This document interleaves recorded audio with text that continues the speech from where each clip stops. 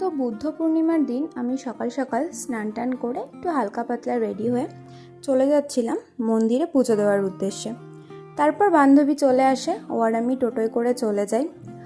তারপর একটুখানি পুজো দেওয়ার জন্য মিষ্টির দোকানে দাঁড়িয়ে একটুখানি মিষ্টি নিয়ে নিই। তারপর আমরা মন্দিরে পৌঁছে যাই এবং পৌঁছে গিয়ে দেখি মন্দিরের দরজা তখন বন্ধই ছিল। তারপর পুজো দেওয়ার জন্য যে সমস্ত ফুল ফল মিষ্টি নিয়ে গেছিলাম সেই সমস্তগুলো ঠিক করে নিই এবং ঠিক করে নেওয়ার পরেই মন্দিরের গেট খুলে দেয় এবং দুপুরবেলার যে পুজো হয় সেই পুজো শুরু হয়ে যায়। আরতি টারতি হয়ে যাওয়ার পর আমরা আমাদের পুজো দেওয়া সম্পূর্ণ করি এবং পুজো দেওয়া সম্পূর্ণ করে আমরা আমাদের প্রসাদ নিয়ে আবার বাড়ির উদ্দেশ্যে চলে আসি।